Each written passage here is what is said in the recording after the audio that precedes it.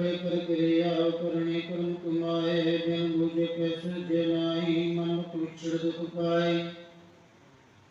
शब्द मिले से सूचे चारी साची दरगाह माने अंधन नाम रतन लग जुग जुग सच माने सगले कर्म धर्म सत संजम जब तक एक शब्द वसै नानक सतगुरु मिले मिलाया दूत राष्ट्र पाल नसै प्रभाती महला पहला संता पीर साध जन संगत हर कीत तलकारी कहा करे भोपरा जंडर पर गुरमुख हृदय मुरारी जल जान बना रहा गुरु उपदेश सुख जागो क्या सुखमा कहिए लाज रत्न पदार्थ गोविंद गुरमुख लहिया जी ने ज्ञान ध्यान सब धान साचो एक शब्द लावे नाल हम गुणाने केवल उदर को ताड़ी लावे साय सुख परे जन निर्मल उल्टी नाम करावे बाल जातो ठाक रहाए गुरमुख से सुनावे सोगरी सोदा उदासी जिन गुरु आप पछानिया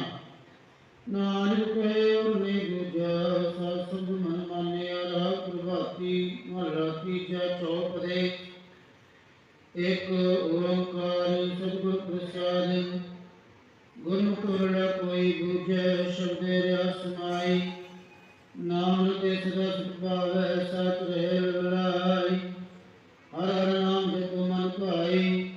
गुर प्रसाद मन आस्थिर होवै अंधन हर श्रेय अगाई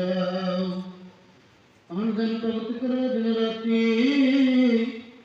इस जुग का राह पाई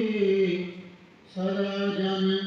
निर्मल न लागे सच नाम चितलाई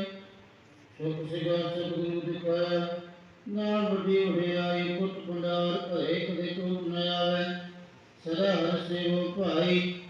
आपे करता जिसनु देवे जिस से मन आई नानक नाम प्याय सदा तू सतगुरु दिया दुखाई प्रभाती महला तीजा निर्गुणी हरे को बसला स्वामी आपे लहर मलाई तू बेअंत तेरा तन पाया